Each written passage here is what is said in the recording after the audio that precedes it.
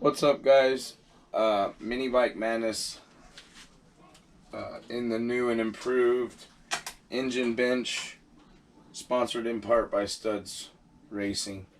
Today we're going to talk about mini bike engines. What's the best engine? What's the best entry-level race engine? How can I get into the sport, relatively cheap?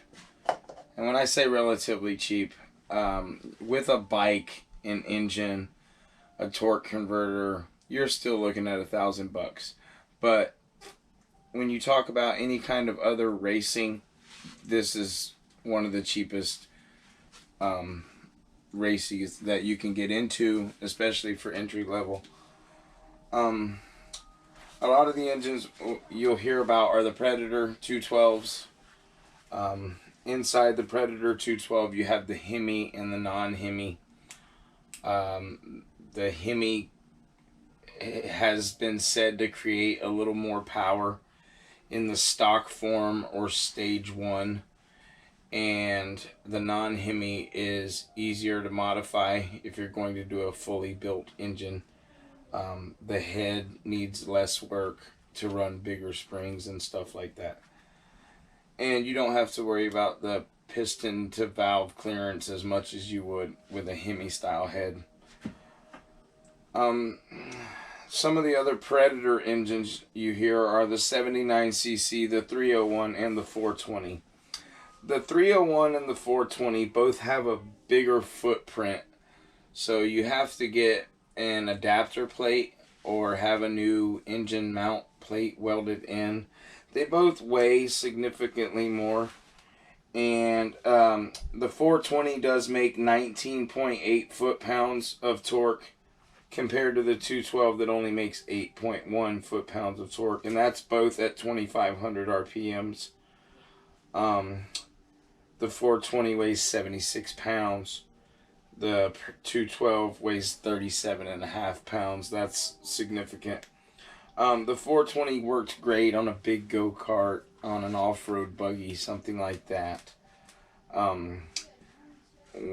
When you're looking into racing mini bikes, you want to look into the class around where you live. Make sure there's no classes or rules that say you can only run a 212 or you can only run this size engine, that size engine.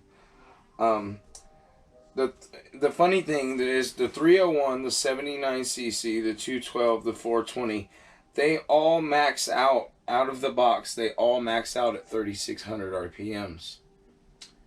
The 420 is not going to have that much more top speed than the 79cc. You're just going to have a lot more torque, and you're going to get there a lot faster. If you think about building a big block, the parts for a 420 are all almost double or right at double than the parts for a 212. The flywheel, the piston rod, everything's almost double the cost. So the 212 is a great engine to build. The 301, it's not even in the field for me, because these Tillotsons, I feel, put out the same power out of the box as the 301.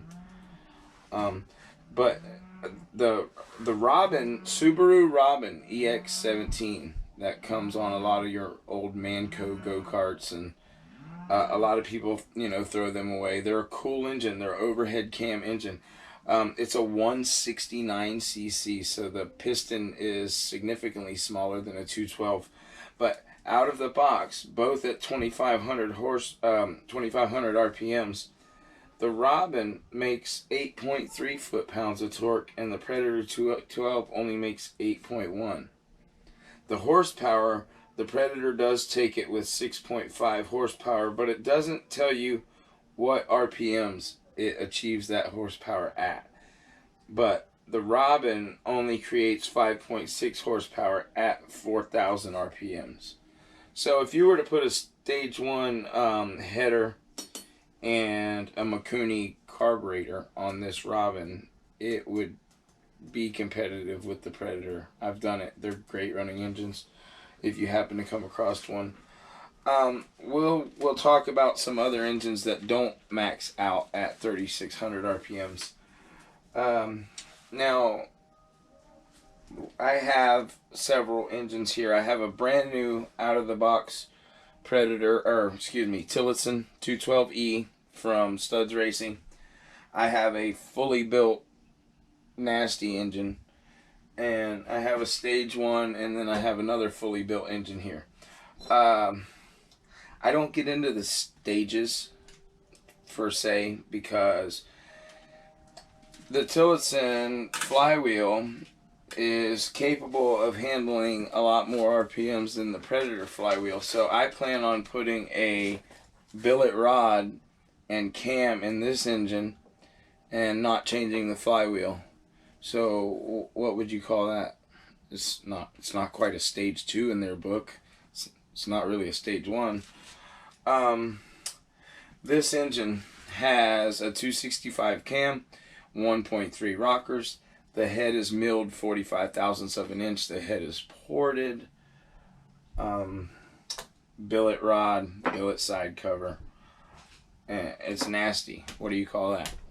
A stage nasty? Stage 5? Stage 6?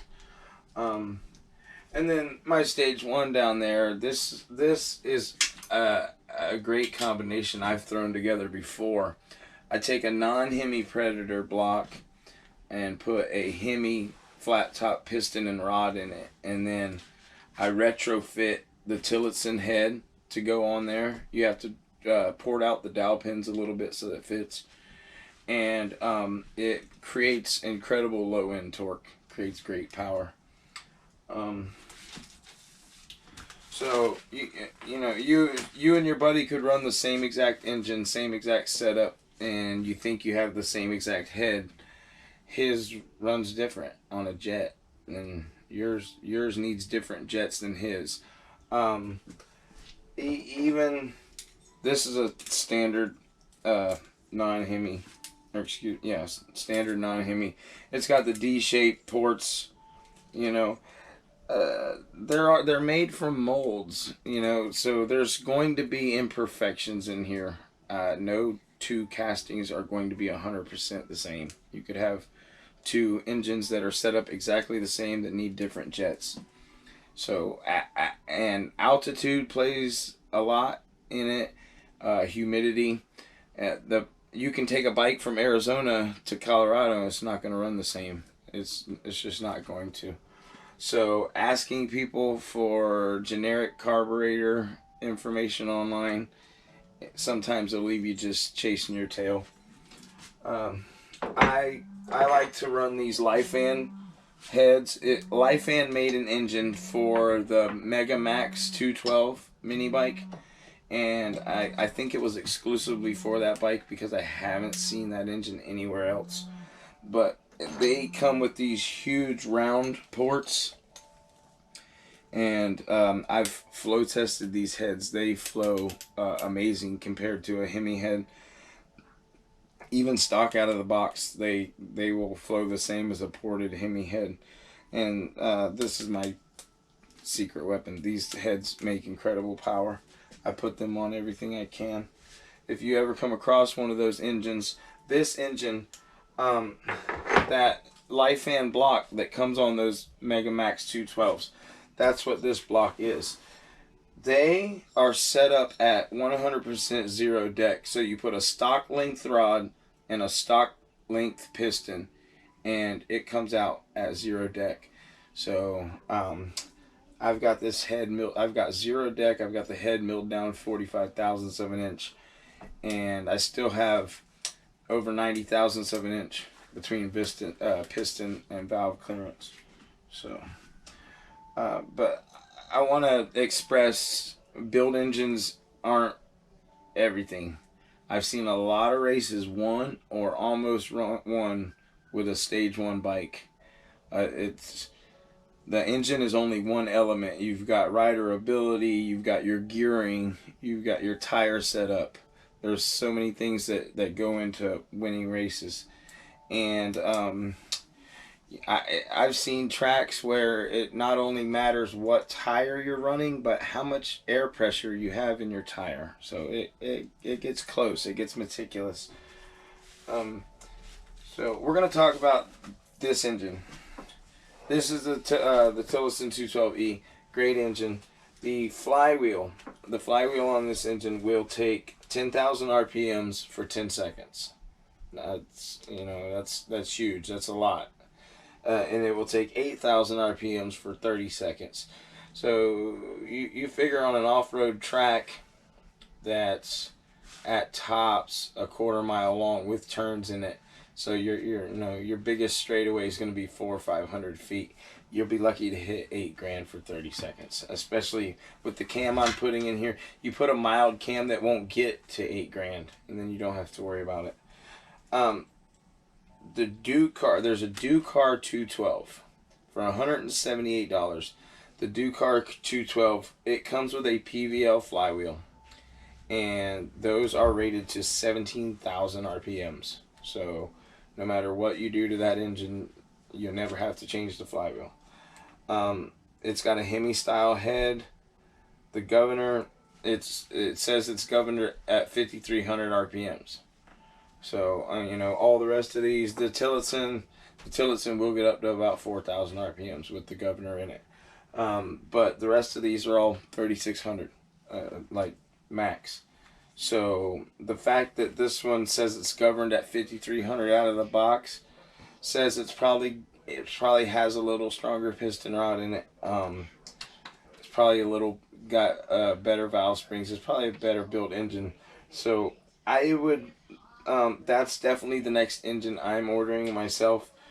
I would go with the Ducar 212, straight out of the box, bolt on, race ready engine.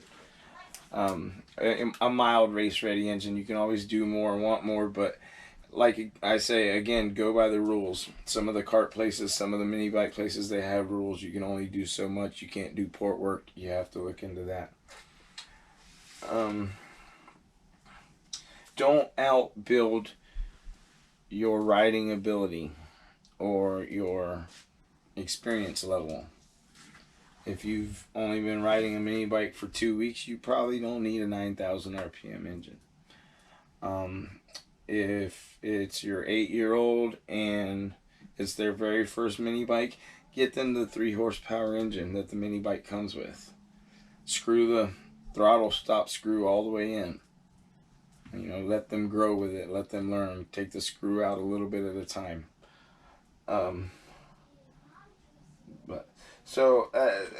Price comparison. Let's compare the Ducar. The Ducar at $178. It comes with the PVL flywheel. The PVL flywheel, to buy it by itself, is $65. So that's a great value.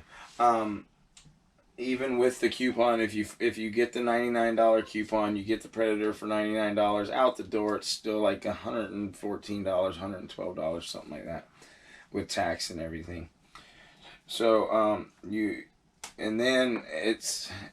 if you remove the governor from a Predator, you have to change the valve springs, or it's going to rev up so far that the piston rod fails. Yeah, it happens all the time, around 6,300 RPMs.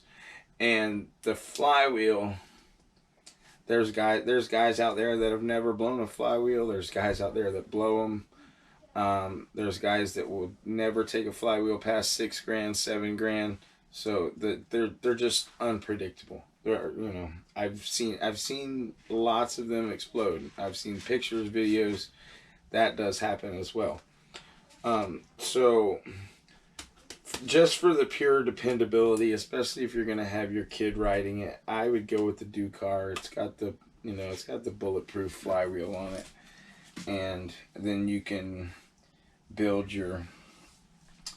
all your upgrades and stuff like that, high performance parts around that. Don't get frustrated in mini bike racing. We can't all win. That's going to happen. Don't get frustrated when your bike doesn't run right. I've had to change jets just from going from a pipe like this to a pipe like this. So I've had to change jets just changing exhaust before. But yes, this engine I'm proud of. It's the most powerful engine I've ever built so far because, like I said, don't outbuild your riding ability. But I'm excited. That engine should turn 8,500 plus. This engine has the 272 Mongoose cam in it from Studs Racing. I've ran that cam before. I love it. I think this is the third engine I've had that cam in. And this engine is my Super Stalker. I said it's just got the stock Hemi piston and rod in it, which I know I'm rolling the dice on that. It's not if it's going to go, it's when. And then I put the Tillotson head on there. Yeah, the same head that you would find on that engine there. I like it. It makes good low end torque. The genuine the genuine Japanese Mikuni carburetors, you change the main jet right here.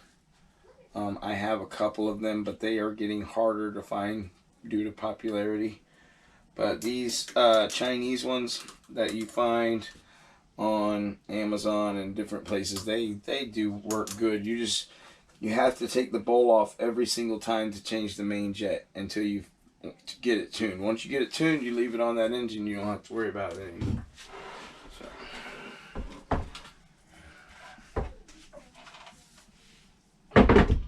But I usually have my Def Duck Racing shirt on because that's what these engines are for. We are getting ready for about 4 or 5 races in a row, and but the Bucks are in the Super Bowl tomorrow, so had to wear the Bucks today.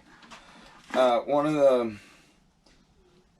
the most important things you can do to your engine, even if you're going to leave it a stage 1, is to put an ARC billet rod in it.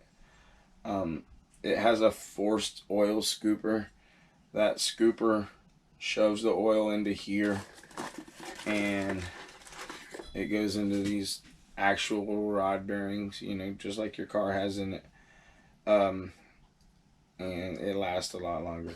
The stock piston rod does not come with rod bearings. It does not have any of this, and it's just friction. It's aluminum on steel, so it's only a matter of time. It's not when it's going